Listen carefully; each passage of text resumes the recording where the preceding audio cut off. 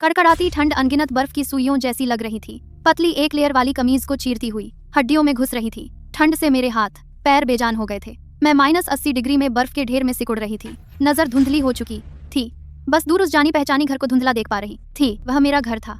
उस वक्त वहाँ गर्म रोशनी जल रही थी। खिड़की से दो एक दूसरे से लिपटी परछाइयां दिख रही थी। वह मेरा भाई लिनचेन था और उसकी गर्लफ्रेंड सुमान।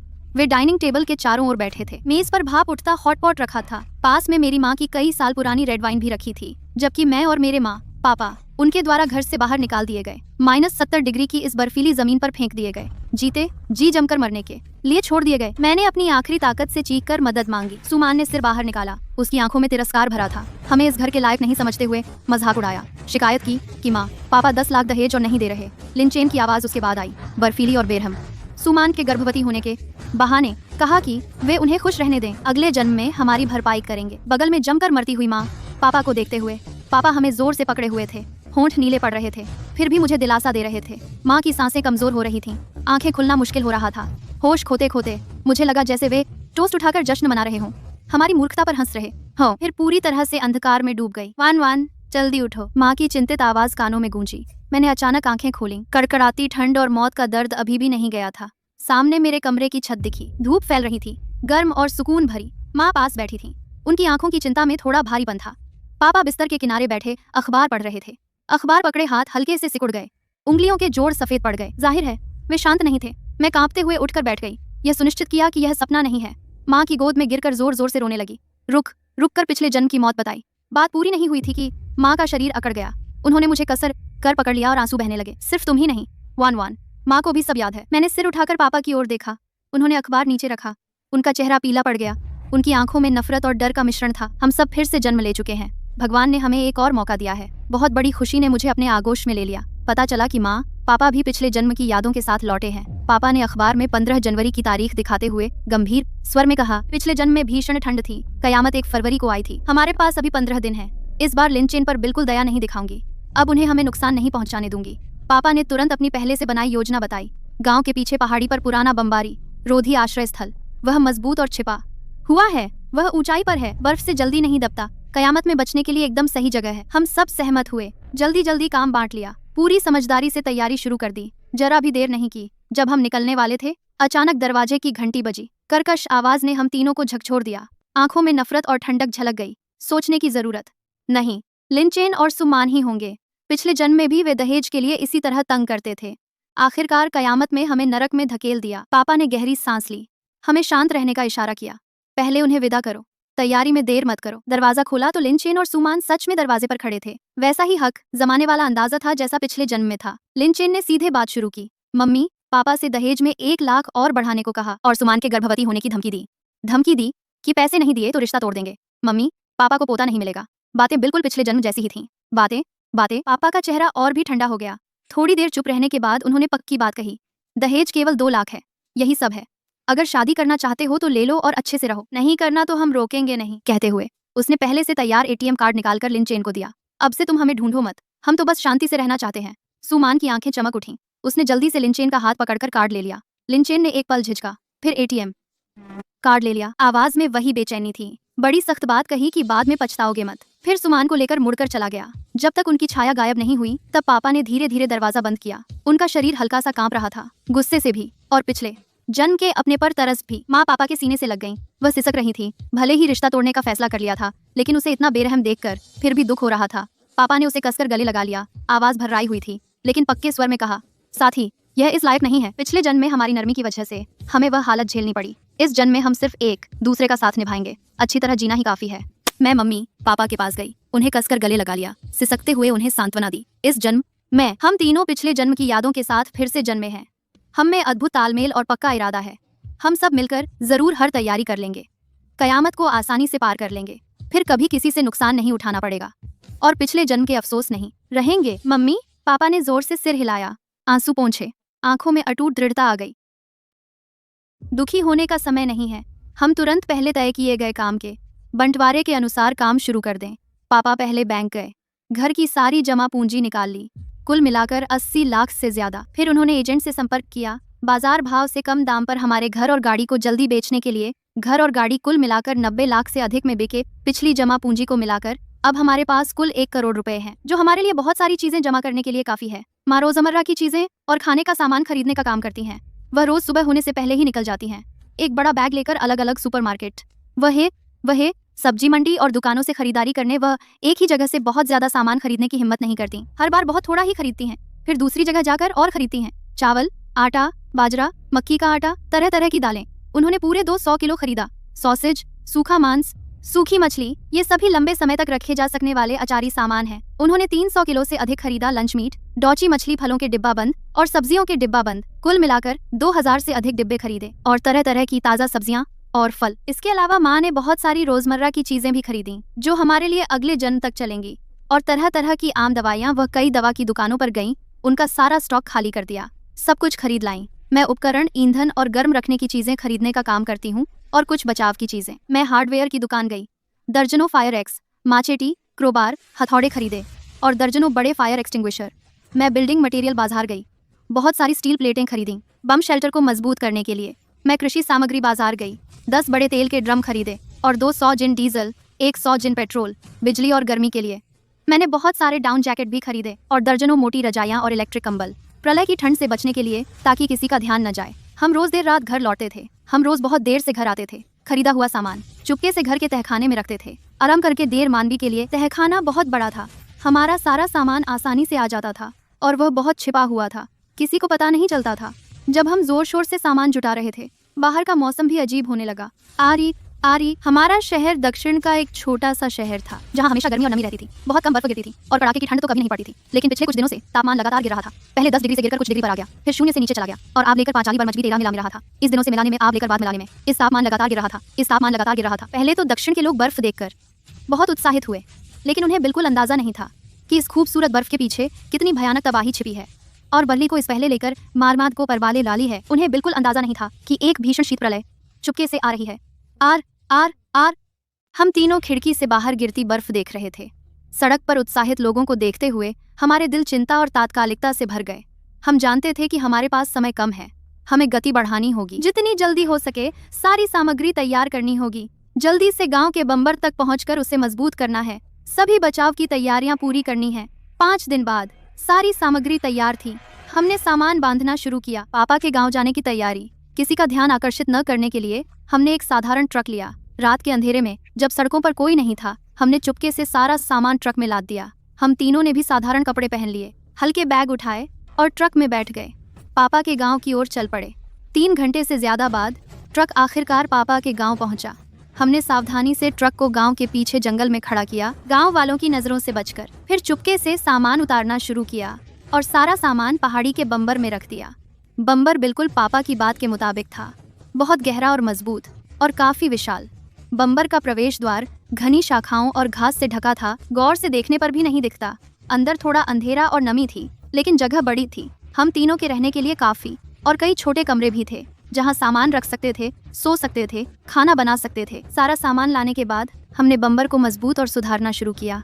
इस बीच कुछ गाँव वालों ने हमें देख लिया, उत्सुक होकर पूछा कि हम कौन हैं और यहाँ क्या कर रहे हैं।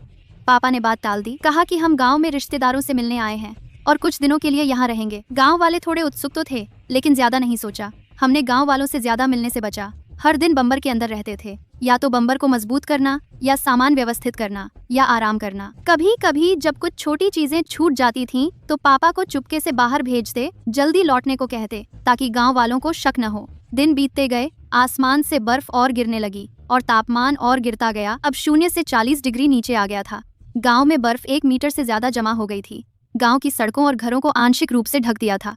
अब गांव वालों को एहसास हुआ कि यह बर्फ सामान्य नहीं थी और यह ठंड भी सामान्य नहीं थी। बिजली गई, पानी बंद हो गया, इंटरनेट भी गया, मोबाइल सिग्नल भी नहीं। पूरा गांव अंधेरे और सन्नाटे में डूब गया। गांव वालों के घरों में सामान जल्दी खत्म हो गया। वे घबराने लगे, सब अपने घरों से बाहर निकल आए, खाना और गर्म रहने का सामान ढूंढने लगे। और हम 3 लोग पहले से बंकर में सब कुछ तैयार कर चुके थे। बंकर के अंदर बाहर जैसा गर्म था, रोशनी जगमगा रही थी, सामान से भरा हुआ था। हम रोज गर्मा गर्म खाना खाते थे, गर्म कपड़े पहनते थे, आराम से जी रहे थे।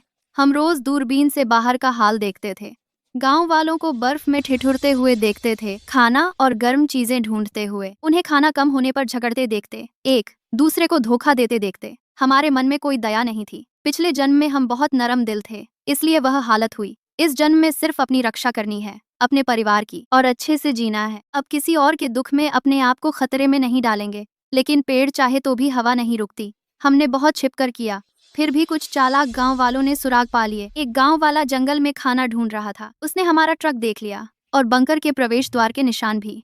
वह उत्सुक होकर पास गया और गौर से देखा। पाया कि बंकर का दरवाजा लोहे की चादर से बंद था और अंदर से जनरेटर की आवाज और रोशनी आ रही थी। उस गांव वाले को तुरंत समझ आ गया कि हमने यहाँ ढेर सारा सामान जमा किया है और बंकर अंदर से बहुत गर्म और सुरक्षित है। वह तुरंत गांव भाग गया और दूसरों को यह खबर दी। खबर फैलते ही सारा गांव उबल पड़ा। गांव वाले भूख और ठंड से पागल हो चुके थे। वे सब इकट्ठा हो गए और हमारा सामान लूटने की योजना बनाने लगे, बंकर में घुसने की, हमारे साथ गर्मी और खाना मजे से खाने की। उसी दिन दोपहर बाद गांव वाले लाठी, डंडे, कुदाल, सरिये लेकर धमा चौकड़ी करते जंगल में घुस आए और बंकर के दरवाजे पर आ पहुंचे। अंदर वालों, जल्दी दरवाजा खोलो। एक लंबा कद ग्रामीण अपने हाथ में फावड़ा लहरा रहा है, बंकर के प्रवेश द्वार पर जोर से चिल्ला रहा है। हम जानते हैं तुम अंदर हो, हम जानते हैं तुमने बहुत सारा सामान जमा किया है। जल्दी दरवाजा खोलो और सामान बाहर निकालो, वरना हम दरवाजा तोड़कर अंदर घुस जाएंगे। तब हमें बुरा मत कहना।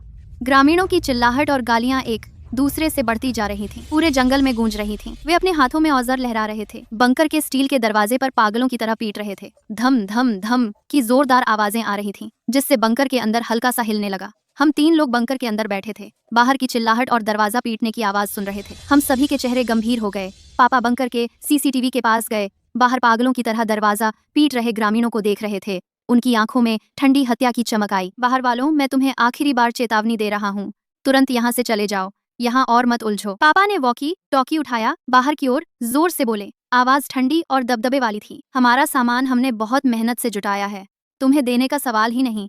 अगर तुमने फिर से दरवाजा पीटा या बंकर में घुसने की कोशिश की, हम सख्ती बरतेंगे। तब हमें बुरा मत कहना, बेगुनाहों को चोट लग सकती है। बाहर के ग्रामीणों ने पापा की बात सुनी। उन्होंने न केवल दरवाजा पीटना बंद किया, बल्कि और पागल हो गए। बुरा मानोगे? हम देख लेंगे तुम हमारा क्या कर लोगे। वह लंबा कद ग्रामीण ठंडी हंसी हंसा, अपने हाथ में फावड़ा लहराता हुआ और जोर से दरवाजा पीटने लगा। तुम सिर्फ 2 लोग हो, हम इतने सारे लोग हैं, क्या हम तुमसे डरेंगे? जल्दी दरवाजा खोलो, वरना हम तोड़ देंगे, तुम्हें मार डालेंगे, सारा सामान लूट लेंगे। ग्रामीणों की चिल्लाहट और पागल होती जा रही थी। दरवाजा पीटने की ताकत भी बढ़ती जा रही थी, लेकिन बंकर का स्टील का दरवाजा हिला तक नहीं। पापा का चेहरा और गंभीर होता जा रहा था। वह जानते थे इन भूख और ठंड से पागल हुए ग्रामीणों के लिए समझाना बेकार है, सिर्फ ताकत से ही ये पीछे हटेंगे। वान फायर एक्सटिंग्विशर ले आओ। ठीक है।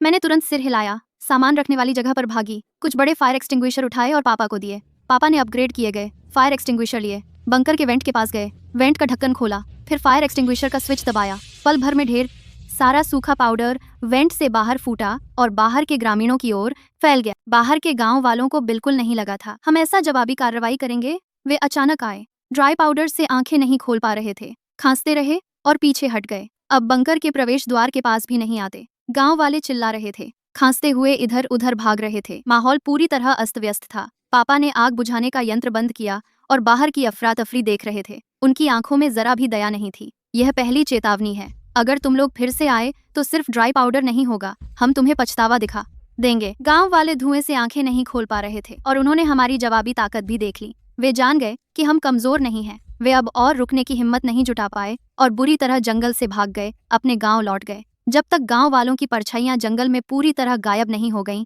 हम तीनों ने राहत की सांस ली। पापा सीसीटीवी स्क्रीन के सामने खड़े थे, उनकी आंखें बर्फ जैसी ठंडी थीं। वे हार नहीं मानेंगे। उन्होंने पीठ फेरी, आवाज धीमी लेकिन दृढ़ थी। ड्राई पाउडर वाला यंत्र सिर्फ कुछ देर के लिए है, हमें एक असली सुरक्षा व्यवस्था चाहिए। अगली बार आने से पहले अगले 3 दिन हम पूरा परिवार एक ऐसी मुहिम में जुट गए जो समय के साथ दौड़ती हुई सुरक्षा बनाने की थी। जब गांव वाले फिर से आए, उनकी टोली कहीं ज्यादा संगठित थी। सबसे आगे 2 आदमी थे। ली टाइजू, जो पहले गांव का कसाई था, बड़ी बड़ी बाहें और मोटा शरीर, चेहरे पर एक लंबा निशान था। कहते हैं शहर में मारपीट में हुआ था। वह एक संशोधित फायर एक्स हिला रहा था, उसकी आंखों में जानवर जैसी क्रूरता थी। वांग देगुई बिल्कुल अलग था, पतला, दुबला, फटा हुआ, चश्मा पहने, पहले गांव का अकाउंटेंट था। उसके दिमाग में थोड़ी पढ़ाई लिखाई थी, उसकी आंखें चमक रही थीं। अंदर वालों सुनो, ली टाइजू की आवाज फटे पीपे जैसी थी। पिछली बार तुम बच गए, आज या तो दरवाजा खोलो या मरने का इंतजार करो। वांग देगुई एक कदम आगे बढ़ा, चश्मा ठीक करते हुए उसने कहा, आवाज मीठी मगर रीढ़ हिला देने वाली, भाई हम जानते हैं तुम सिर्फ 3 लोग हो, हमारे पास 30 से ज्यादा लोग हैं। दरवाजा खोलो और हमें आधा सामान दे दो, तो सब ठीक रहेगा, वरना उसने रुककर कहा, हम विस्फोटक लाए हैं। सीसीटीवी फुटेज में कुछ गांव वाले सच में एक बाल्टी जैसी चीज उठा लाए जो घरेलू बम जैसा लग रहा था। मेरे दिल की धड़कन तेज हो गई। माँ ने मेरी बाह कसकर पकड़ ली, लेकिन पापा बहुत शांत थे, बस उनके होंठ थोड़े से हिले ली। ताइजू ने हाथ हिलाया। गांव वाले हमला करने दौड़ पड़े। गांव के पहले 5 लोग जंगल के किनारे पर कदम रखते ही भयानक चीखों ने पल भर में जंगल की शांति को तोड़ दिया। 2 लोग अनजाने में छिपे हुए जाल पर पैर रख बैठे। तेज धार वाले फांस ने उनके टखनों को बुरी तरह से काट लिया। खून ने पल भर में पैंट के पायजामे को भिगो दिया। एक और ग्रामीण ने प्रेशर प्लेट को गलती से छू लिया। तीखा अलार्म अचानक बज उठा, जिससे जंगल के पक्षी डर के मारे इधर उधर भागने लगे। जाल हैं, पैरों से सावधान रहो। वांग देगुई की चीख तेजी से सुनाई दी। तीचू गुस्से से आग बबूला हो गया। उसने एक पैर से पास पड़े एक बेकार जाल को ठोकर मारा और सख्त आवाज में घूम जाने का आदेश दिया। किनारे से चलो। ग्रामीण एकदम से घबरा गए। सभी ने लंबी डंडियां उठाकर रास्ता टटोलना शुरू कर दिया। बाकी बचे जालों से सावधानी से बचते हुए और प्रेशर प्लेट से, लेकिन उन्हें नहीं पता था कि वे पहले ही कदम दर कदम पापा द्वारा पहले से तैयार किए गए गाइडेड पासवे में, और इस रास्ते के अंत में एक खतरनाक गड्ढे का इलाका था। अगले ही पल सबसे आगे चल रहे 4 ग्रामीणों के पैर अचानक नीचे खिसक गए और वे पल भर में जमीन से गायब हो गए। फिर तो चारों तरफ से भयानक चीखें सुनाई देने लगी। गड्ढे ने अपना काम कर दिखाया। गड्ढे में लगे लट्ठों से जान तो नहीं गई, लेकिन कम से कम 2 लोगों की टांगों को छेद दिया, जिससे वे पूरी तरह से चलने फिरने में असमर्थ हो गए। गांव के बाहर के लोग डर से पीछे हटने लगे। कई लोगों में पीछे हटने के संकेत दिखने लगे। तब लीतीचू ने यह देखा और तुरंत लालच देने लगा। वह लोगों को भड़काने की कोशिश कर रहा था कि वे आगे बढ़ें। जितने जाल बिछे हैं उतना ही अंदर सामान छिपा है, यह कहकर ली तीचू खुद आगे बढ़ा। बाकी के 20 से अधिक ग्रामीण लालच में अंधे हो गए और पागलों की तरह बंकर के मुंह की ओर दौड़ पड़े। लेकिन जैसे ही वे मुंह के पास पहुंचने वाले थे, सबसे आगे वाला ग्रामीण अचानक जोर जोर से कांपने लगा और सीधा जमीन पर गिर पड़ा। मुंह से झाग निकलने लगा। दूसरे गाँव वाले को जमीन पर बिजली का तार मिल गया। जल्दी से लकड़ी उठाकर हटाने की कोशिश की। जल्द ही वह भी गिर गया। हरकत नहीं हुई। बिजली है। गांव वाले डर के मारे बेहोश हो गए। सब डरकर पीछे हट गए। उन्हें नहीं पता था इन दिनों पापा ने 2 सेट निकाले थे। पहले खेत में इस्तेमाल होते थे, बड़े जानवरों से बचाने वाली पोर्टेबल सोलर मशीन। बाढ़ प्रणाली को बदलकर गुफा के चारों ओर छिपी हुई बिजली की तारें लगाईं। वोल्टेज एडजस्टेबल था, अधिकतम पर इंसान को तुरंत बेहोश कर सकता था। ली तेजू जमीन पर बिजली की तारों को देख रहा था। अचानक ठंडी हंसी हंसा। बिजली काट दो ना। वांग देगुई तार ढूंढ रहा था। वांग देगुई ने ध्यान से देखा। जल्द ही एयर शेल्टर से निकलती केबल मिल गई। उसने तुरंत 2 गांव वालों को हुक्म दिया। इंसुलेटेड औजारों से केबल काट दी। छिपी हुई बिजली की तारें बेकार हो गईं। गांव वाले खुशी से चिल्लाए। ली तेजू ने कुल्हाड़ी उठाई। भाइयों चलो, अंदर गर्मी है, खाना है, एयर शेल्टर सामने है। पापा ने शिकारी बंदूक उठाई। वेंटिलेशन के लाउडस्पीकर से बोला, आखिरी चेतावनी, 1 कदम और आगे, हम गोली चला देंगे। ली तेजू जोर से हंसा और गोली चलाई। तुम्हारी हिम्मत है? आदमी मार दिया तो भले ही दुनिया खराब हो, आगे भी चैन नहीं मिलेगा। उसने सही कहा। गोली मारना हम जैसे आम लोगों के लिए मानसिक दहलीज बहुत ऊंची है, लेकिन पापा पहले से तैयार थे। वान प्लान 1, उसने धीरे से कहा।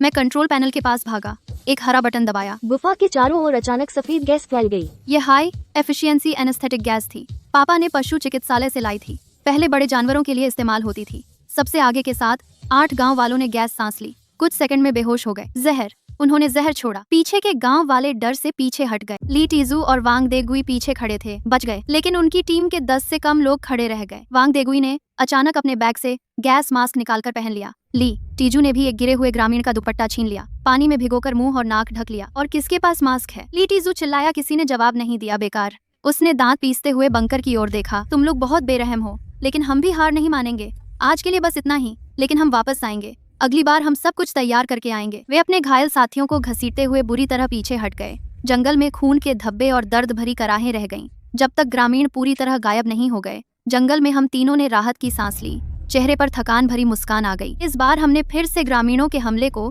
सफलतापूर्वक विफल कर दिया, अपने घर की रक्षा की। लेकिन हम यह भी जानते थे, यह सिर्फ अस्थायी है। ग्रामीण इतनी आसानी से हार नहीं मानेंगे। वे फिर आएंगे, यह पक्का है। हमें और मेहनत करनी होगी, बंकर की सुरक्षा मजबूत करनी होगी, सब कुछ तैयार रखना होगा आने वाली चुनौतियों का सामना करने के लिए। हमने शिफ्ट में ड्यूटी का सिस्टम बनाया। हर दिन एक व्यक्ति ड्यूटी पर रहता है, सीसीटीवी से बाहर की स्थिति देखता है। जैसे ही कुछ असामान्य दिखे, तुरंत बाकी दोनों को लड़ाई के लिए तैयार रहने को कहता है। दिन बीतते गए। बाहर की भीषण ठंड और बढ़ गई। बर्फ और जोर से गिरने लगी। जमीन पर कई मीटर बर्फ जमा हो गई। पूरे गांव को पूरी तरह दफना दिया। गांव में अब वो शांति और रौनक नहीं रही, बस एक सन्नाटा और उजाड़ रह गया। कभी कभी ग्रामीणों की चीखें और कराहें सुनाई देती, लेकिन जल्द ही बर्फीली आंधी में डूब जाती।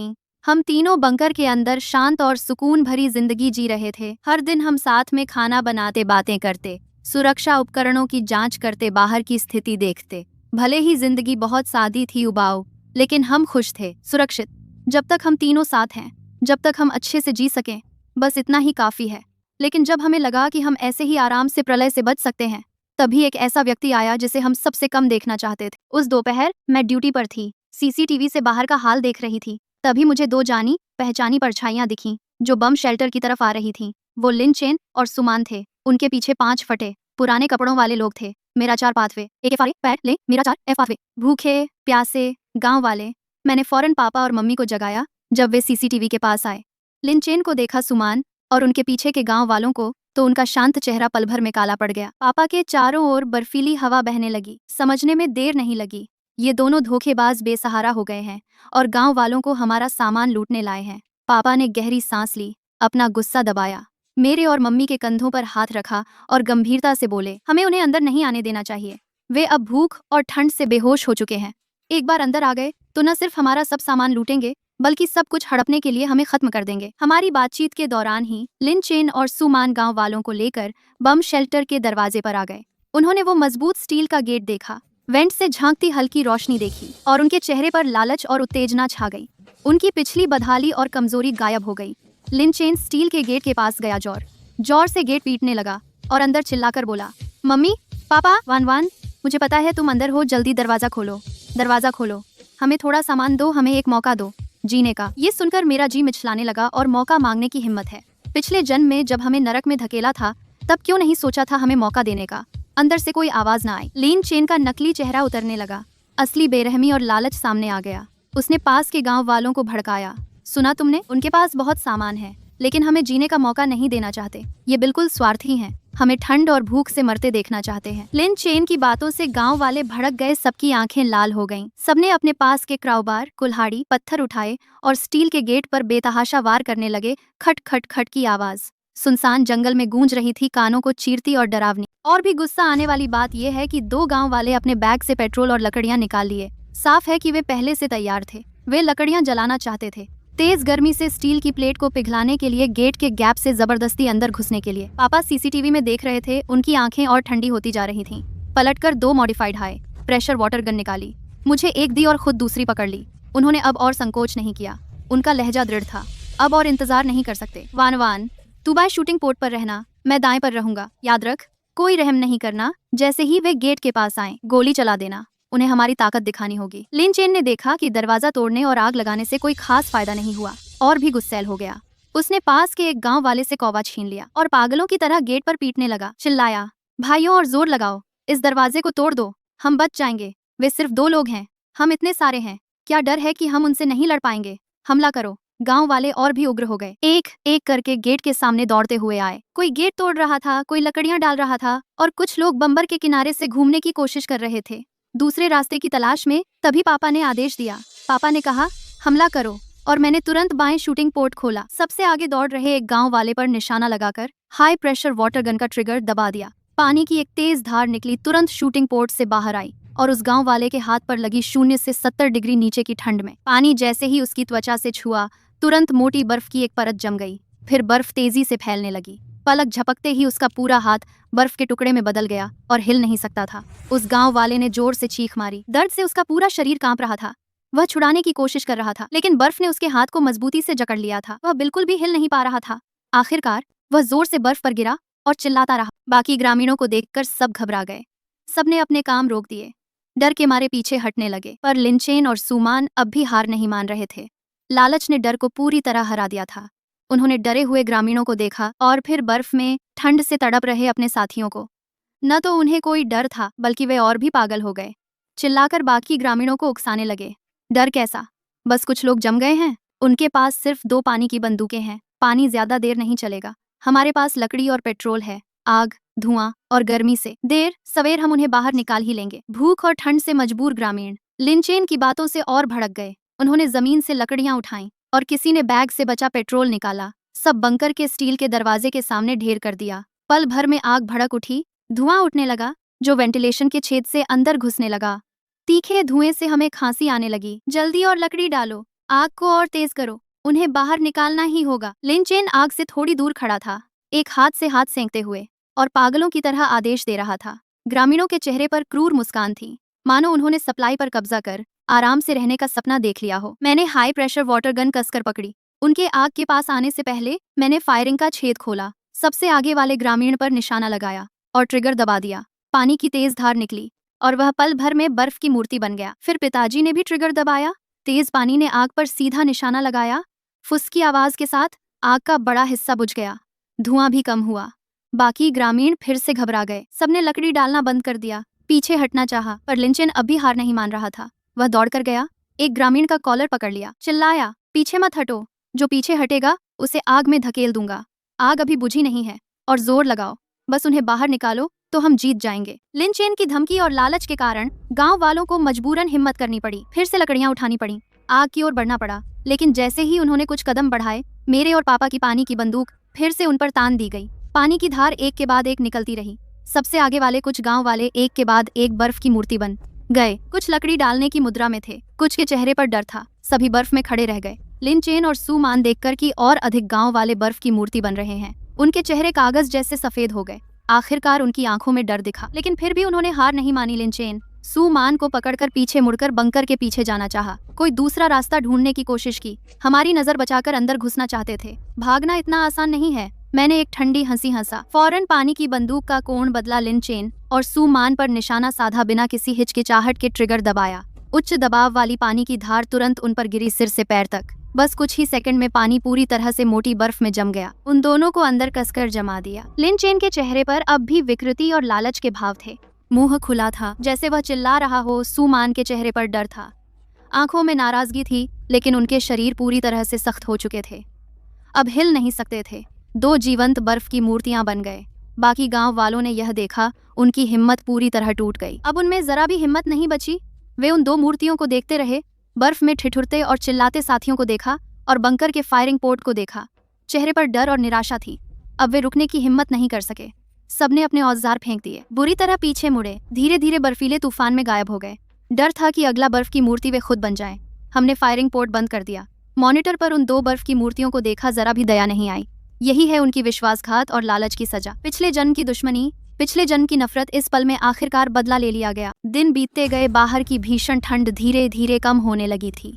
पहले हमें लगा कि शायद हमारा वहम है, जब तक एक दिन जब मैं ड्यूटी पर थी, दूरबीन से बाहर देख रही थी, देखा कि बर्फ के टुकड़े छोटे हो गए थे। जमीन पर जमी बर्फ भी पिघलने लगी थी, जो तापमान 0 से नीचे था, धीरे धीरे बढ़ने लगा।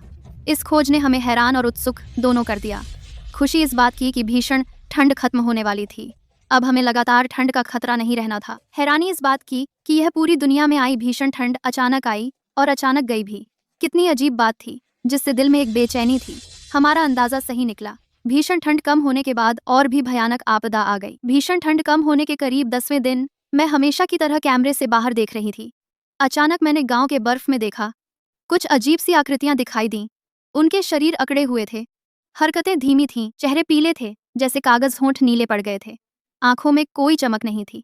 कुछ के तो हाथ पैर टूटे हुए थे, फिर भी बर्फ में बिना मकसद के घूम रहे थे। मुंह से अजीब सी आवाजें निकल रही थीं। 14:32 पर मुंह से अजीब सी आवाजें निकल रही थीं। मैं डर से सकते में आ गई, झट से कैमरे के स्क्रीन के पास गई, उन आकृतियों को ध्यान से देखा। दिल तेजी से धड़क रहा था। मैंने तुरंत पापा और मम्मी को जगाया। पापा और मम्मी आए कैमरे की स्क्रीन पर। वे आकृतियां देखकर उनके चेहरे एकदम पीले पड़ गए, आंखों में डर था। मैंने ऐसी अजीब चीज कभी नहीं देखी थी। वे जीवित इंसान नहीं लग रहे थे, बल्कि उन ज़ॉम्बी जैसे थे जिनके बारे में सुना था। पापा ने माथा सिकोड़ लिया, गंभीर आवाज में बोले, हाँ, ज़ॉम्बी हैं। शायद वे लोग हैं जो पिछली भीषण ठंड में मर गए थे, बढ़ते तापमान से उत्तेजित होकर और किसी अनजान वायरस के म्यूटेशन से इस हालत में आ गए हैं। माँ ने मुंह ढक लिया, अपनी चीख को रोकने की कोशिश कर रही थी। उसका शरीर और ज्यादा कांपने लगा। ये कैसे हो सकता है? अभी अभी भीषण ठंड खत्म हुई थी, ये ज़ॉम्बी फिर से कहाँ से आ गए? हम क्या करें? मुझे भी निराशा हुई। भीषण ठंड ने हमें अनदेखा किया था। हम बाधित बम शेल्टर और सप्लाई की मदद से हम मुश्किल से बचे थे, लेकिन इन बेहोश ज़ॉम्बी के सामने हम क्या कर सकते हैं? बम शेल्टर मजबूत है, लेकिन अगर ज़ॉम्बी ने घेर लिया और अगर बचाव टूट गया, हम तीनों जरूर इन ज़ॉम्बी का शिकार बन जाएंगे। पिताजी ने खुद को संभाला। उन्होंने माँ का हाथ कसा और मेरे कंधे पर थपकी दी। उन्होंने दृढ़ता से कहा, डरो मत, हमारे पास सप्लाई है और बचाव के उपकरण भी। जब तक हम यहाँ डटे रहेंगे और बाहर निकलने पर ज़ॉम्बी को नहीं भड़काएंगे, हम बच जाएंगे। अब हमें बस बम शेल्टर की सुरक्षा और मजबूत करनी है। सारे दरवाजे और खिड़कियां बंद कर दो। वेंटिलेशन की जांच करो ताकि ज़ॉम्बी अंदर न घुस सकें। साथ ही सप्लाई बचाकर रखो। लंबी घेराबंदी के लिए तैयार रहो। पिताजी की बात सुनकर मैं और माँ धीरे धीरे शांत हुए। हाँ, हम पहले ही एक मौत देख चुके हैं और दोबारा जन्म ले चुके हैं। हम इतनी आसानी से हार नहीं मान सकते। हमारे पास एक दूसरे हैं और भरपूर सप्लाई और मजबूत बम शेल्टर भी। अगर हम सब मिलकर कोशिश करें तो हम इन डरावने ज़ॉम्बी को हरा सकते हैं। हम बच सकते हैं। अगले कुछ दिनों में बाहर ज़ॉम्बी की भीड़ बढ़ गई। गांव के हर कोने में ज़ॉम्बी दिखने लगे। वे बिना किसी मकसद के भटक रहे थे, अजीब सी आवाजें निकालते हुए। कभी कभी बचे हुए लोगों की चीखें सुनाई देती, लेकिन वो चीखें ज्यादा देर तक नहीं टिकती। ज़ॉम्बी की आवाज में डूब जाती, फिर कुछ सुनाई नहीं देता। हम जानते हैं उन बचे हुए लोगों पर ज़ॉम्बी ने हमला किया होगा और वे ज़ॉम्बी का शिकार बन गए। उस दोपहर में ड्यूटी पर थी। अचानक एक अलग सी आकृति मेरी नजर में आई। वह 20 साल का एक युवक था, खून से सना हुआ एक परिधान पहने हुए और मिट्टी से सना काला जैकेट, कद्दावर और सीधा शरीर। हरकतें इतनी तेज कि आम आदमी जैसा नहीं लगता। हाथ में एक अजीब आकार का हथियार था। कमर तक बर्फ में तेजी से दौड़ रहा था। पीछे भारी संख्या में ज़ॉम्बीज थे। आदमी जब भी हथियार घुमाता, सटीक और खूंखार होता, सीधा ज़ॉम्बी के सिर पर वार करता। पलक झपकते ही कई ज़ॉम्बी उसके पैरों तले आ गिरे। लेकिन ज़ॉम्बीज की संख्या बहुत ज्यादा थी। ज्वार की तरह लगातार आ रहे थे। आदमी की ताकत खत्म होने लगी। उसकी हरकतें धीमी हो गईं। बाहों और पीठ पर गहरे जख्म आ गए। खून से जैकेट लाल हो गया। उसकी चाल लड़खड़ाने लगी। खतरे में था। कभी भी ज़ॉम्बीज घेर सकते थे और खा सकते थे। मैंने तुरंत ध्यान केंद्रित किया। मैं माँ बाप को जगाकर बात करना चाहती थी, लेकिन पीछे से पिताजी के तेज कदमों की आवाज आई। वह कब का मॉनिटर के सामने आ खड़े हुए थे। आंखें स्क्रीन पर उस आदमी पर गड़ी हुई थीं। भौहें तनी हुई थीं। शरीर थोड़ा कांप रहा था। उंगलियां कपड़े के किनारे को कसकर पकड़े हुए थीं। आवाज में बिल्कुल यकीन नहीं हो रहा था। ये चेहरा, ये हरकतें कैसे इतनी मिलती जुलती हैं? पिताजी, आप उसे जानते हैं? मैंने हैरानी से पूछा। पिताजी की नजर के साथ देखा, लेकिन कुछ असामान्य नहीं दिखा। पिताजी ने सिर हिलाया। आंखें फिर भी उस आदमी पर टिकी थीं। वह मेरे पुराने साथी ली योंग से बहुत मिलता है, खासकर हथियार घुमाने का अंदाजा, और वो दृढ़ आंखें बिल्कुल एक सांचे में ढला हुआ है। बस ली योंग से काफी छोटा है। पिताजी की नजर और बेचैन होती गई उस आदमी को देखते हुए जो ज़ॉम्बीज से घिरने वाला था। दृढ़ आवाज में बोले, चाहे वह कोई भी हो, चाहे ली योंग से कोई रिश्ता हो या नहीं, हमें उसे बचाना ही होगा। मैंने तुरंत भौहें चढ़ा ली। मन में तुरंत जोरदार सतर्कता पैदा हो गई। पापा, नहीं, बहुत खतरनाक है। हम उसे बिल्कुल नहीं जानते। पता नहीं वह कौन है और पता नहीं उसके पीछे के ज़ॉम्बी। कहीं उसने जानबूझकर तो जाल नहीं बिछाया। अगर हमने दरवाजा खोला, ज़ॉम्बी मौका पाकर अंदर घुस आएंगे, तब हम तीनों खतरे में पड़ जाएंगे। पिछले जन्म के सबक हमें नहीं भूलना चाहिए। मैंने पापा की बांह कसकर पकड़ ली। आंखों में गिड़गिड़ाहट और सतर्कता थी। मम्मी भी थोड़ी झिझक रही थीं। धीरे से बोली, लाओलिन वानवान की बात में दम है। बहुत खतरनाक है। बाहर इतने सारे ज़ॉम्बी हैं, जैसे ही हम दरवाजा खोलेंगे जरा सी लापरवाही तो मुसीबत बुला लेंगे। क्यों ना थोड़ा और इंतजार करें, हालात देख लें। पापा चुप हो गए। उनकी नजर सीसीटीवी वाले आदमी और मम्मी के बीच आगे पीछे घूम रही थी। एक तरफ खतरा और बेटी की सावधानी, दूसरी तरफ साथी की छवि और दिल की जिद। सीसीटीवी में वह आदमी कोने में आ गया था। पीठ पर ज़ॉम्बी ने खरोंच लगा दी थी। लड़खड़ाकर जमीन पर गिर गया। कई ज़ॉम्बी ने मौका पाकर उस पर हमला कर दिया। उसने आखिरी ताकत लगाकर हथियार चलाया। किसी तरह ज़ॉम्बी को पीछे हटाया। पापा ने अचानक मुट्ठी कस ली। आवाज में दृढ़ता थी। कोई गुंजाइश नहीं थी। नहीं, इंतजार नहीं कर सकते। वह ली योंग से बहुत मिलता है। मैं उसे मरते नहीं देख सकता। भले ही खतरा हो, हमें कोशिश तो करनी चाहिए। पापा की दृढ़ नजर देखकर मुझे पता चल गया कि उन्होंने फैसला कर लिया है। मजबूर होकर मैंने हाथ छोड़ दिया। मन की सतर्कता अब भी कम नहीं हुई थी। फिर भी मैंने सिर हिला दिया। ठीक है, हम उसे बचाएंगे, लेकिन सावधानी जरूरी है। शुरू से अंत तक चौकस रहना। अगर कुछ गड़बड़ लगे तो तुरंत कदम उठाएंगे। हम तुरंत कार्रवाई में आ गए। पापा की योजना के अनुसार सारी सुरक्षा का इंतजाम कर लिया। मैंने फायर एक्स कसकर पकड़ लिया। छोटे दरवाजे के पास खड़ी हो गई। मैं सीसीटीवी स्क्रीन पर उस आदमी को घूर रही थी।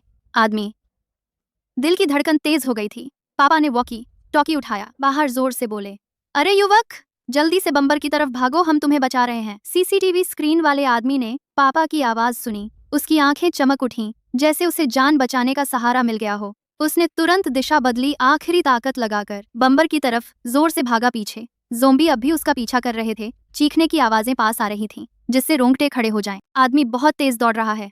उसके जख्मों से लगातार खून बह रहा था। बर्फ पर टपक रहा था। एक लंबा खून का निशान छोड़ रहा था। वह दौड़ते हुए मुश्किल से अपने हथियार को घुमा रहा था। पास आ रहे ज़ॉम्बी को पीछे धकेल रहा था। बंकर के करीब आता जा रहा था और करीब, तेज और तेज। पापा ने वॉकी टॉकी पर जोर से चिल्लाकर कहा। उसकी आवाज में बेचैनी थी। उसके हाथों में पसीना आ गया था। आखिरकार वह आदमी बंकर के मुख्य दरवाजे के पास पहुंच गया। उसकी ताकत खत्म हो गई थी, वह लगभग गिर पड़ा। पापा ने तुरंत मुझे तैयार रहने का इशारा किया। उसने जल्दी से छोटा दरवाजा खोला। मैंने अपनी सावधानी को दबाया, पापा के साथ हाथ बढ़ाया, जोर से उस आदमी को अंदर खींच लिया। माँ ने सबसे तेजी से छोटा दरवाजा बंद करके लॉक कर दिया, फिर जल्दी से मुख्य दरवाजे के पास गई। उसने अच्छे से जांच किया, पक्का किया कि कोई जॉम्बी दरवाजे से नहीं लगा। तब जाकर उसने राहत की सांस ली, जब तक छोटा और बड़ा दोनों दरवाजे अच्छी तरह से बंद नहीं हो गए। पक्का किया कि कोई जॉम्बी अंदर नहीं आया। हम तीनों को थोड़ी राहत मिली। फिर उस आदमी को देखा, वह पूरी तरह से थक चुका था। वह जमीन पर गिरकर जोर जोर से सांस ले रहा था। उसके जख्मों से अब भी खून बह रहा था। माँ ने तुरंत मेडिकल किट निकाला। वह आदमी के पास बैठ गई, बहुत सावधानी से उसके जख्म साफ किए, डिसइंफेक्ट किया और पट्टी बांधी। मैं अभी फायर एक्सल पकड़े खड़ी थी, मेरी नजर उस पर टिकी हुई थी। एक पल के लिए भी सतर्कता नहीं छोड़ी, हर वक्त उसकी हरकतों पर नजर रख रही थी। डर थी कि कहीं वह कुछ असामान्य न करे। पापा उस आदमी के पास बैठ गए। उनकी नजर बहुत देर तक उसके चेहरे से नहीं हटी। उनकी आंखों में जांच और यादों का मिश्रण था। मैं एक गिलास गुनगुना पानी लाकर उस आदमी के होठों से लगाया। मेरी आवाज ठंडी थी, उसमें एक अलगाव था। थोड़ा पानी पी लो, तुम अब सुरक्षित हो। उस आदमी ने गिलास लिया, कांपते हुए कुछ घूंट पी। धीरे धीरे उसकी हालत सुधरी, वह उठने की कोशिश कर रहा था। पापा ने फौरन उसे दबा लिया, धीरे से बोले, हिलना मत, तुम बहुत ज्यादा घायल हो, आराम की जरूरत है। मैं तुमसे एक सवाल पूछना चाहता हूँ, क्या तुम ली योंग को जानते हो? ली योंग का नाम सुनते ही उस आदमी को झटका लगा। उसकी आंखों में हैरानी थी। उसने सिर उठाया, पापा को घूरने लगा, रूंधी आवाज में पूछा, आप मेरे दादा को जानते हैं? दादा और पापा हैरान रह गए, चेहरे पर पूरी तरह से अविश्वास था। ली योंग तुम्हारे दादा हैं? आदमी ने सिर हिलाया, उसकी आंखें थोड़ी लाल हो गईं। उसने धीमी आवाज में कहा, हाँ, ली योंग मेरे दादा हैं। वह अक्सर आपका जिक्र करते थे, कहते थे कि आप उनके सबसे अच्छे साथी थे। अगर उस समय आप न होते, वह मिशन में मर चुके होते। मैं भी चौंक गई, मेरा बचाव तुरंत कम हो गया। नहीं सोचा था कि यह अजनबी आदमी वास्तव में पिताजी के साथी से संबंधित है। पिताजी के हाथ कांप रहे थे। उन्होंने आदमी का हाथ पकड़ लिया। उन्होंने जल्दी से पूछा, तुम्हारे दादा कहाँ हैं? वे अब कैसे हैं? तुम यहाँ कैसे आए? और ज़ोंबी तुम्हारा पीछा कर रहे हैं? उसने कहा कि उसका नाम ली न्यान आन है, वह ली योंग का पोता है। वह 50 साल बाद से आया है और ली योंग प्रलय में मर गए। 50 साल बाद का प्रलय अब से भी ज्यादा भयानक है। ज़ोंबी म्यूटेट हो चुके हैं, इंसानों के रहने की जगह कम होती जा रही है। वह टाइम स्पेस डिवाइस के जरिए यहाँ आया है, बस हमारे परिवार को खोजने के लिए। ली न्यान आन के दादा ने कहा कि मेरे पापा उस समय न सिर्फ बहादुर थे, बल्कि बहुत समझदार भी थे। यह जगह प्रलय में इंसानों के बचने की उम्मीद होगी। वह हमारे साथ पहले से तैयारी करना चाहते हैं, साथ मिलकर ज़ोंबी से लड़ना, वायरस को म्यूटेट होने से रोकना, इंसानियत को बचाना। ली न्यान आन की बात सुनकर मैं और मम्मी पापा दंग रह गए, कुछ बोल नहीं पाए। हमने कभी नहीं सोचा था कि यह प्रलय इतने लंबे समय तक चलेगा और इतना भयानक हो जाएगा। नहीं सोचा था कि हम इंसानियत को बचाने की उम्मीद बनेंगे। पिछले जन्म में हमें सिर्फ धोखा मिला था और हम बेबस शिकार थे। इस जन्म में हम वापस आए हैं, न सिर्फ अपने घर की रक्षा करनी है, बल्कि इंसानियत को बचाने की जिम्मेदारी भी उठानी है। यह अचानक आई जिम्मेदारी हमें बहुत दबाव महसूस हुआ और साथ ही बहुत दृढ़ भी। पिताजी ली न्यान आन को देख रहे थे, आंखें लाल हो गई थीं, चेहरे पर भावुकता और उत्तेजना थी। मैं एक तरफ खड़ी थी, यह दृश्य देख रही थी। मेरे दिल की सुरक्षा पूरी तरह से खत्म हो गई थी। मैं कुछ खाना लाकर उनके पास रख दिया। ली न्यान आन ने खाना ले लिया। धीरे धीरे खाने लगे मैं और माँ। पिताजी उनके पास बैठ गए, चुपचाप उनकी देखभाल कर रहे थे। साथ ही दिल में सोचने लगी, ली न्यान आन द्वारा लाई गई भविष्य की जानकारी का उपयोग कैसे करूं, बेहतर तैयारी करने के लिए, आने वाली हर चीज का सामना करने के लिए अगले दिनों में। ली न्यान आन धीरे धीरे हमारी जिंदगी में शामिल हो गए, हमारे परिवार का एक सदस्य बन गए। उनके आने से हमें उम्मीद मिली और बहुत सी मदद भी मिली, पहले के साधारण सुधार से अलग। ली न्यान आन ने भविष्य की तकनीक का उपयोग करके और हमारे द्वारा जमा किए गए सामान से पहले के छोटे से बंकर को पूरी तरह से एक मजबूत भूमिगत किले में बदल दिया। उन्होंने बंकर के आसपास के बेकार रास्तों को विस्फोट से उड़ा दिया, जगह को चौड़ा किया, मोटी स्टील प्लेट और मजबूत कंक्रीट से दीवारों को मजबूत किया। ज़ॉम्बी हमलों से बचाने के लिए 3 एलॉय के बड़े दरवाजे बनाए। अपग्रेडेड वेंटिलेशन सिस्टम पूरे किले को कवर करता है। वायरस फिल्टर कई परतों में मजबूत किए गए, हवा की आवाजाही सुनिश्चित करते हुए वायरस के प्रवेश को रोका। तापमान नियंत्रण प्रणाली को बढ़ाया और अपग्रेड किया। अलग अलग कार्य क्षेत्रों में बांट दिया, जो अत्यधिक ठंड और गर्मी दोनों को सहन कर सके और अधिक लोगों के रहने की जरूरतें पूरी कर सके। उन्होंने किले के ऊपर एक छिपी हुई निगरानी मीनार भी बनाई। हर दिशा में लगाया हर तरफ निगरानी और अलर्ट सिस्टम, जो कई किलोमीटर दूर से ज़ॉम्बी की हलचल को पकड़ सकता है और अनजान लोगों की आवाजाही को। इसके अलावा बंकर में शेल्टर जोन भी बनाया गया है, सप्लाई स्टोरेज, मेडिकल, रिसर्च और वेपन्स रूम, ताकि आगे और बचे हुए लोगों को शामिल किया जा सके। और वायरस रिसर्च के लिए मजबूत बुनियाद रखी गई। यह जो कभी बम शेल्टर था, अब इस कयामत के बाद बचे हुए इंसानों के लिए सुरक्षित पनाहगाह बन गया है। इसके अलावा ली न्यान ने हमें यह भी सिखाया कैसे उस फ्यूचर वेपन को इस्तेमाल करना है। वह वेपन छोटा और हल्का है, लेकिन बहुत शक्तिशाली। ज़ोंबी के सिर को सटीक निशाना लगा सकता है, एक ही वार में खत्म, और इसमें ज्यादा एनर्जी भी नहीं लगती। बहुत काम की चीज है। उसने हमें कुछ और भी सिखाया, ज़ोंबी से लड़ने के टिप्स और तरीके। बताया कि ज़ोंबी चाहे कितने भी मजबूत क्यों ना हो, उन्हें दर्द नहीं होता, लेकिन उनकी कमजोरी भी है। उनकी कमजोरी है उनका सिर। बस सिर में मारो और वे हमेशा के लिए खत्म हो जाएंगे। लीनियान के गाइडेंस में मैं और मम्मी पापा धीरे धीरे ज़ोंबी से लड़ने के तरीके सीख गए, और फ्यूचर वेपन चलाना भी आ गया। हमारी लड़ने की क्षमता काफी बढ़ गई। अब हम पहले की तरह सिर्फ बचाव नहीं करते, बल्कि बंकर से बाहर निकलने की ताकत आ गई है, ज़ोंबी का सामना करने और फंसे हुए बचे लोगों को ढूंढने, उन्हें बचाने के लिए। समय के साथ बाहर का तापमान बढ़ता गया, भीषण गर्मी का मौसम शुरू हो गया। पिघली हुई बर्फ पूरी तरह गायब हो गई। जमीन तेज धूप से सूखकर फट गई। हवा में एक उम्स भरी गर्मी थी, जिससे सांस लेना मुश्किल हो गया। इस गर्मी ने न सिर्फ हमें बेचैन किया, बल्कि वायरस के म्यूटेशन को भी तेज कर दिया। बाहर के ज़ोंबी और मजबूत हो गए, उनकी हरकतें और तेज हो गईं, और वे और ज्यादा खूंखार हो गए।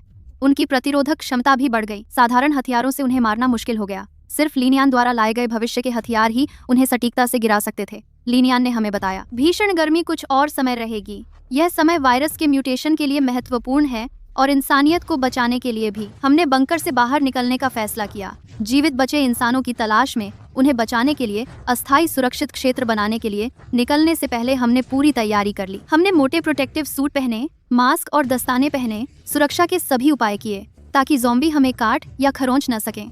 वायरस से बचाव के लिए हम लीनियान द्वारा लाए गए भविष्य के हथियार ले गए, और पहले से तैयार फायर एक्स और कुल्हाड़ी भी, और कैंची और आग बुझाने वाले यंत्र जैसे उपकरण। सब कुछ तैयार होने के बाद हमने बंकर का छोटा दरवाजा खोला।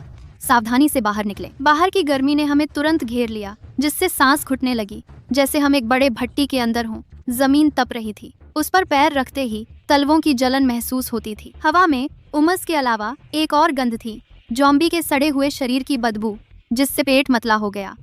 हम गांव की पगडंडी पर चलते रहे, बचे हुए इंसानों को ढूंढते हुए। गांव में पूरी तरह सन्नाटा था। हर तरफ बर्बाद घर और बिखरी चीजें, जमीन पर खून के धब्बे थे और ज़ोंबी की लाशें। बदबू और बढ़ती जा रही थी, जो बर्दाश्त के बाहर थी। कभी कभी कुछ ज़ोंबी दिख जाते, गांव में बिना मकसद भटकते हुए। उनके मुंह से अजीब चीख निकलती। हमें देखते ही वे हम पर झपटते। ली नियन ऑन ने सबसे तेज रिएक्ट किया। उसने तुरंत अपना भविष्य का हथियार उठाया, ज़ोंबी के सिर पर हल्के से दबाया। एक हल्की रोशनी निकली, ठीक ज़ोंबी के सिर पर लगी। ज़ोंबी ने दर्द से चीख मारी। उसका शरीर सख्त हो गया, जमीन पर गिर गया, पूरी तरह से शांत हो गया। मैं और मम्मी पापा ने भी तुरंत अपने वेपन उठाए, लीनियन ऑन के साथ मिलकर ज़ोंबी से लड़ने लगे। लीनियन ऑन के निर्देशन में हमने ज़ोंबी के सिर पर सटीक निशाना लगाया। एक एक कर ज़ोंबी हमारे पैरों तले गिर गए। हमारी हरकतें और पक्की होती गईं, और तालमेल बढ़ता गया। जब हम गांव के बीचों बीच पहुंचने वाले थे, अचानक एक हल्की मदद की आवाज सुनाई दी। पास के एक खंडहर घर से एक धीमी मदद की पुकार आई। हम तुरंत चौकन्ने हो गए, सावधानी से आगे बढ़े। देखा तो घर में दर्जन भर बचे हुए इंसान छिपे थे। उनमें बूढ़े थे, बच्चे थे और जवान भी थे। ज्यादातर के शरीर पर घाव थे, चेहरे थके हुए थे, आंखों में डर और निराशा थी। हमने तुरंत लड़ाई की तैयारी कर ली। ली नियन ऑन ने घर का दरवाजा एक लात से खोला। आवाज सुनकर कुछ ज़ोंबी तुरंत पलटकर हम पर झपट पड़े। ली नियन ऑन ने तुरंत अपना फ्यूचर वेपन उठाया और ज़ोंबी के सिर पर तेजी से फायर किया। एक एक कर ज़ोंबी जमीन पर गिर गए। जल्द ही घर के अंदर के ज़ोंबी हमने सबको साफ कर दिया। उन्होंने हमें बताया, दुनिया के खत्म होने के बाद वे यहाँ छिपे रहे, बहुत कम खाने से मुश्किल से जी रहे थे। हर दिन ज़ोंबी के खतरे का सामना करना पड़ता था। वे पहले ही बेबस हो चुके थे। उनकी निराशाजनक हालत देखकर हमारे दिल में दया आ गई। हमने तुरंत उन्हें बताया, हमारे पास एक मजबूत किला है, पर्याप्त सामान और सुरक्षित माहौल है। हमने उन्हें अपने साथ किले पर चलने का न्योता दिया। साथ मिलकर इस मुसीबत का सामना करें। यह सुनकर सभी बचे हुए लोगों के चेहरे पर उम्मीद की मुस्कान आ गई। सबने सिर हिलाकर हाँ कहा। हम सावधानी से उस परित्यक्त घर से बाहर निकले। जब हम बंकर वापस जाने की तैयारी कर रहे थे, अचानक हमारे पीछे से एक परिचित चीख की आवाज आई। हम तुरंत मुड़े। उस आवाज की दिशा में देखा तो देखा कि ज़ोंबियों का एक झुंड हम पर झपट रहा है, और उस झुंड के सामने लिनचेन और सुमान थे। उस समय लिनचेन और सुमान बहुत अजीब लग रहे थे। उनके शरीर पर ज़ोंबी का खून और सड़ा मांस लगा हुआ था। उनका चेहरा कागज जितना पीला था, आंखें बेजान थीं। उनके शरीर से एक तेज सड़ी बदबू आ रही थी। जाहिर है कि उन्हें ज़ोंबी ने काट लिया था। वायरस संक्रमण हो गया था। वे ज़ोंबी बन गए, लेकिन दूसरे ज़ोंबी से अलग उनकी हरकतें दूसरे ज़ोंबी से ज्यादा तेज थीं। उनकी आंखों में लालच और नफरत बाकी थी। जाहिर है कि वायरस ने अभी तक उनकी चेतना को पूरी तरह नहीं खाया था। वे अपनी यादों में हमसे नफरत कर रहे थे, हमसे बदला लेना चाहते थे। उन्हें इस हालत में देखकर मेरे मन में जरा भी तरस नहीं आया, बस बेहद मजाक उड़ाया। ली नियान का चेहरा कड़ा हो गया। उसने गंभीरता से कहा, खतरा, वे वायरस से संक्रमित हो चुके हैं, म्यूटेंट जॉम्बी बन गए हैं, आम जॉम्बी से ज्यादा खूंखार हैं, और भी मुश्किल से निपटने वाले, हमें बहुत सावधान रहना होगा। हमने तुरंत लड़ाई की तैयारी कर ली। लीनियान ने अपना भविष्य का हथियार उठाया, लिनचेन और सुमान पर निशाना साधा और उन जॉम्बी पर भी ऊंची आवाज में बोली, सब लोग सावधान, सारी गोलियां एक साथ दागो, पहले उन म्यूटेंट जॉम्बी को मारो, फिर सामान्य जॉम्बी को साफ करो, अपनी सुरक्षा का ध्यान रखना, जॉम्बी से कटने या खरोंच लगने से बचो। बात खत्म होते ही लिनचेन और सुमान उन जॉम्बी के साथ हमारी तरफ झपट आए। लिनचेन की हरकतें बहुत तेज थीं।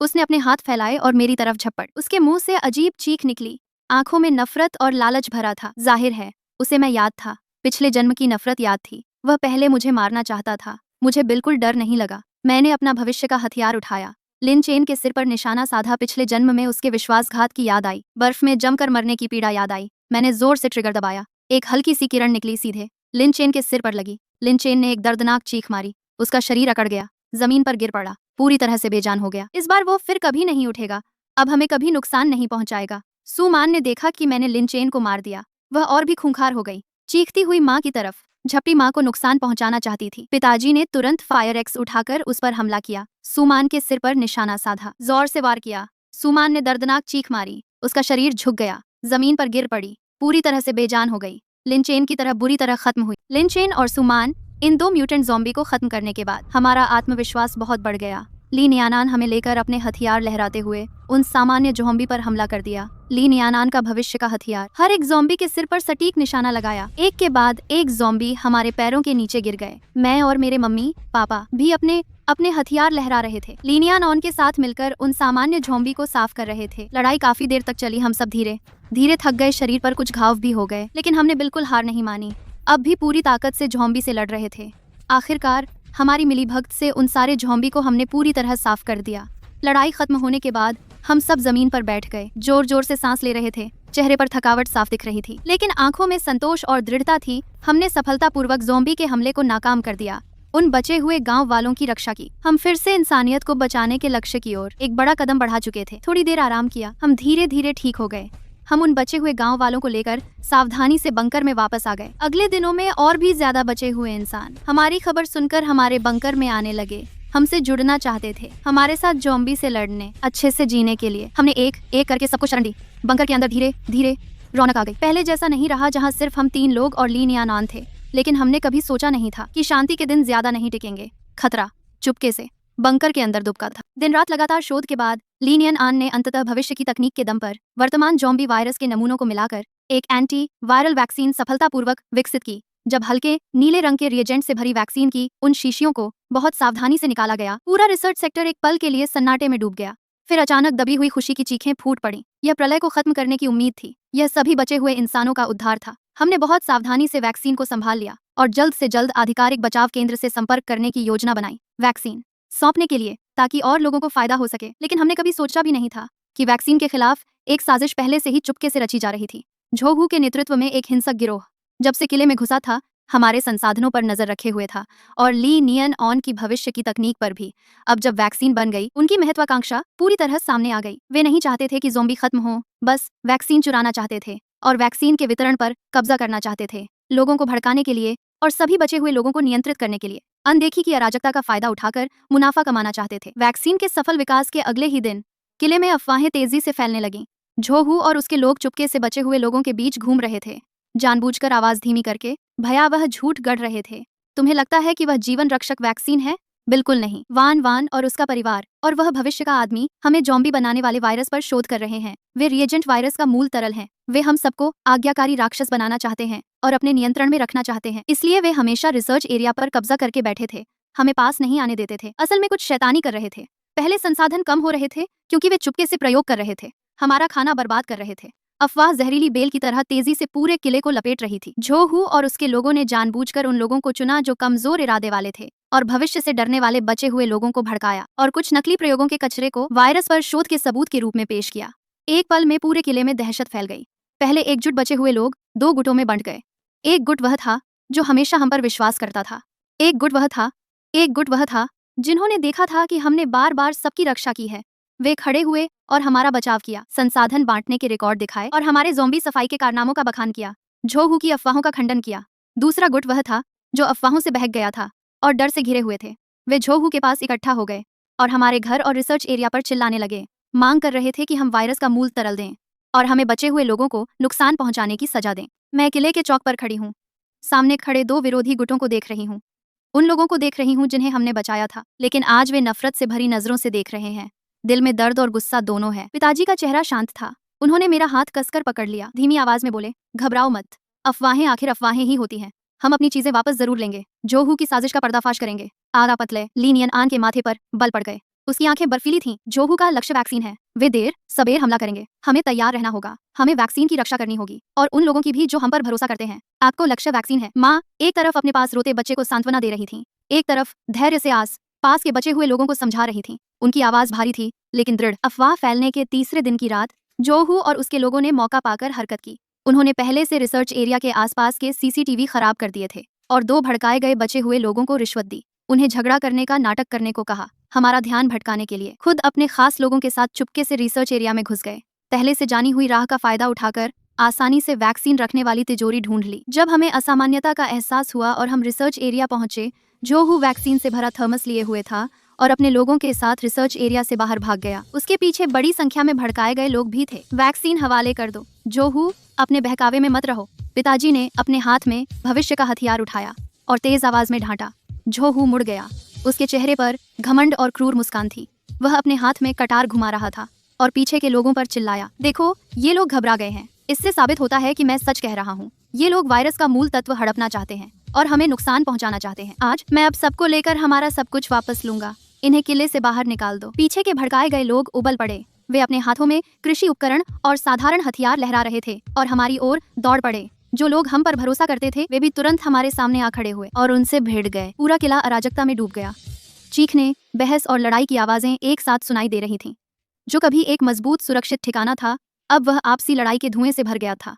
जोहू ने इस अराजकता का फायदा उठाया और वैक्सीन लेकर चुपके से किले के बगल के दरवाजे की ओर बढ़ा। वह वैक्सीन लेकर किले से भागना चाहता था, एक छिपी हुई जगह ढूंढकर बचे हुए लोगों को नियंत्रित करना जारी रखने के लिए, अपनी महत्वाकांक्षा को पूरा करने के लिए। हम जोहू के छोड़े गए निशानों के साथ पूरे रास्ते ट्रैक कर रहे थे। पाया कि वह अपने आदमियों को लेकर किले के बाहर परित्यक्त फैक्ट्री की ओर बढ़ रहा था। वहां बहुत सारे जॉम्बी घूम रहे थे। उसने सोचा, हम आसानी से पीछा नहीं करेंगे। जॉम्बी की आड़ पर मैं हमें छोड़ दे। ली नियानान ने तुरंत भविष्य के उपकरण से चुपके से किले की सार्वजनिक डिस्प्ले से जोड़ा, साथ ही ट्रैकिंग रिकॉर्डिंग शुरू कर दी। जोहू और उसके आदमियों की बातचीत को रियल टाइम किले पर वापस भेजा। भाई, हम वैक्सीन लेकर कहाँ जा रहे हैं? सच में जॉम्बी को कंट्रोल करने का शोध करेंगे? एक आदमी ने धीमी आवाज में पूछा।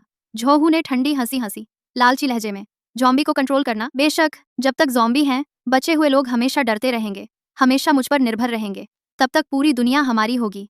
जहां तक उन वैक्सीनों की बात है, कुछ रखेंगे बचे हुए लोगों को धमकाने के लिए, बाकी सब नष्ट कर दो। बिल्कुल जॉम्बी को खत्म नहीं होने देना। ये बातें स्पष्ट रूप से किले के हर कोने में पहुंच गईं। वे बहकाए गए बचे हुए लोग जोहू की सच्ची बात सुनकर एक पल में स्तब्ध रह गए। चेहरे पर शर्म और पछतावे के भाव दिखे। एक एक करके अपने हथियार नीचे रख दिए। महसूस किया कि जोहू ने उन्हें मोहरे की तरह इस्तेमाल किया और इसी समय जोहू और उसके आदमी पहले ही परित्यक्त फैक्ट्री के अंदर चले गए थे। अंदर के जॉम्बी तुरंत सचेत हो गए, चीखते हुए उन पर झपटे। जोहू और उसके आदमी घबराहट में एक तरफ हथियार चलाते हुए जॉम्बी से लड़ते, दूसरी तरफ फैक्ट्री के अंदर की ओर पीछे हटते रहे। हाथ में थर्मस बॉक्स भी हिलने लगा। कुछ वैक्सीन की शीशियां लगभग जमीन पर गिर गईं। हम मौका पाकर फैक्ट्री के दूसरी तरफ घूमकर पहुंच गए। फैक्ट्री का साइड दरवाजा खोल दिया और जॉम्बी को अंदर आने दिया, साथ ही जोहू का भागने का रास्ता रोक दिया। जोहू ने बढ़ती हुई लाशों को देखा। पीछे के रास्ते को बंद करते हुए हम पूरी तरह से घबरा गए। उसने चाकू लहराया और पागलों की तरह लाशों पर हमला किया, लेकिन जब वह एक लाश के हमले से बचने मुड़ा तो दूसरी लाश ने उसकी बाह को काट लिया। आह! जोहू ने चीख निकाल दी। उसके हाथ से आइसोलेशन बॉक्स गिर गया। पापा ने मौका पाकर दौड़ लगाई और जोहू को एक लात मारकर जमीन पर गिरा दिया। उसे बॉक्स उठाने से रोकने के लिए ली नियान तेजी से आगे बढ़ी और बॉक्स उठा लिया। वैक्सीन की स्थिति की जांच की। जब पक्का हो गया कि सभी वैक्सीन सुरक्षित हैं, तो राहत की सांस ली। जोहू के लाश द्वारा काटे जाने के बाद उसका चेहरा जल्दी से पीला पड़ गया।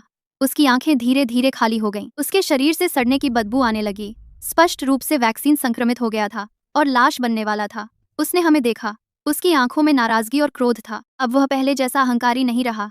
हम वैक्सीन लेकर जल्दी से फैक्ट्री छोड़ गए और फोर्ट्रेस में वापस आ गए। तब तक फोर्ट्रेस में अशांति खत्म हो चुकी थी।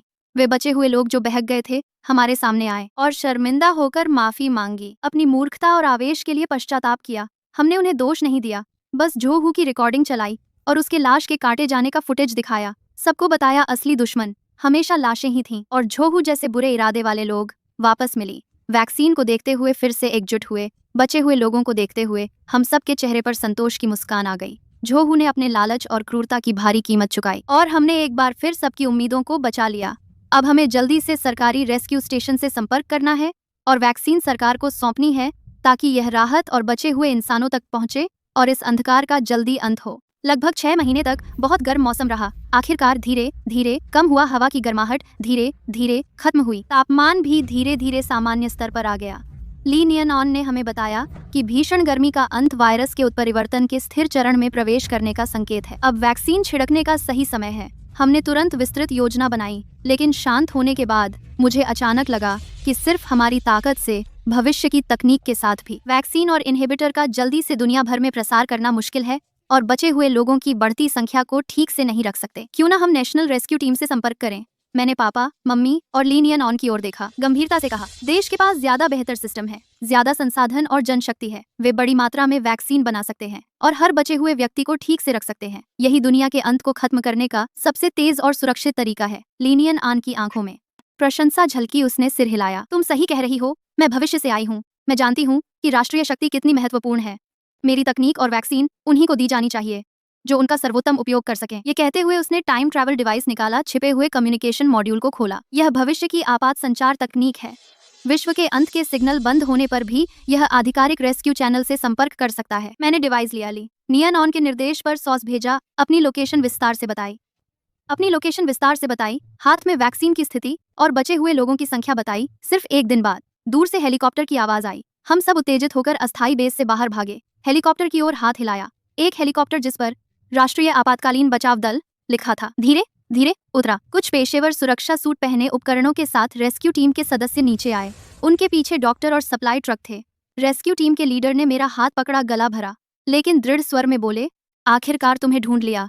तुम्हारी भेजी गई खबर पूरे देश और दुनिया भर के बचे हुए लोगों को उम्मीद दे गई। ली नियानान के साथ वैक्सीन के नमूने, वायरस अवरोधक फॉर्मूला और ली नियानान द्वारा खोजा गया वायरस म्यूटेशन डेटा सब बचाव दल को दे दिया। ली नियानान ने धैर्यपूर्वक बचाव दल के सदस्यों को और साथ आए शोधकर्ताओं को वैक्सीन के सिद्धांत समझाए। लेप्रांत उपयोग की विधि और बड़े पैमाने पर उत्पादन की महत्वपूर्ण तकनीक। इस वैक्सीन का मुख्य उद्देश्य ज़ॉम्बी को मारना नहीं है, बल्कि जीवित कोशिकाओं पर वायरस के आक्रमण को उलटना है। वायरस द्वारा दबाई गई मानव चेतना को जगाना है और पूरी तरह से न मरे हुए ज़ॉम्बी को वापस इंसान बनाना है। बचाव दल ने तुरंत मुख्यालय से संपर्क किया। जल्द ही और अधिक बचाव वाहन, चिकित्सा कर्मी और सामग्री हमारे अस्थायी बेस पर पहुंचने लगी।